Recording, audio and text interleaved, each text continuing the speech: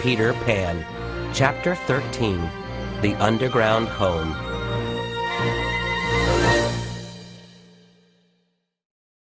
As the pirates had discovered, there was no visible entrance to the boys' underground home. Instead, there were 7 separate doors. 7 hollow trees acted as tunnels. The tunnels fit each lost boy exactly. Each tree was the exact size of each boy, so they could easily slide in and out. Peter measured Wendy, John, and Michael, so that they too could have their own hollow tree entrances. Unless the fit was perfect, it was difficult to slide up and down. Peter taught them to draw in their breath, and then wriggled down the hollow at just the right speed. Coming back up was much the same. After a few days' practice, they were going up and down easily. Rough and simple, the underground home was little more than a cave. It was mostly one large room with a dirt floor. A huge fireplace stood in the middle of the room. The fire could be seen from anywhere in the room. Big, fat mushrooms served as stools. A tree grew in one corner of the room. The boys sawed it down to floor level every morning, but every afternoon it grew about 2 feet high. They covered it with a door, and this served as their table. After supper, they would clear the table, take down the door, and saw off the trunk again. This way, they had more room to play and dance in the evenings. A great big bed was tilted against the wall by day and set down at night. It filled nearly half the room. All the boys, except Michael, slept together and squished like sardines in a can.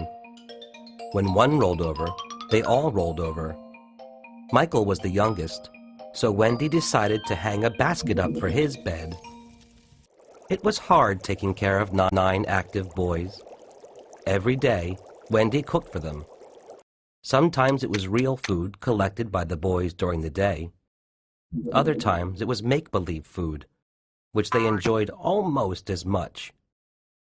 She cleaned the house and washed their clothes. At night, she tucked the boys in and told them a story. Wendy was very strict about bedtime. All the boys had to be in bed by 7 in the evening. After the boys had gone to sleep, she sewed new things for them. She passed the knees in their pants and darned their socks. It was a very busy life for Wendy. She loved to be needed, and she loved her underground life with the boys. The only thing that bothered her was that Tinker Bell did not approve of her. Tinker Bell lived in the underground house too. She had her own special spot in a nook in the wall. No larger than a bird cage, this was Tinker Bell's own private place.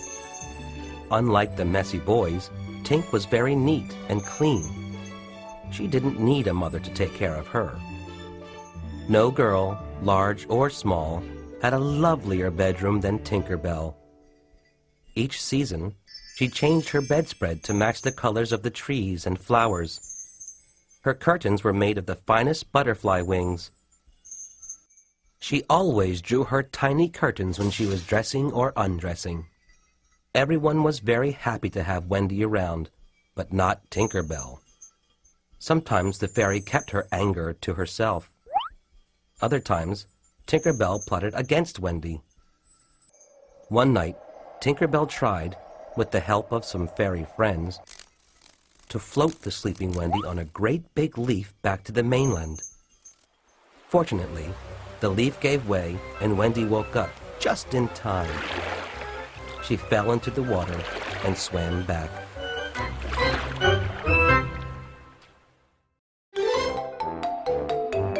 Little Fox.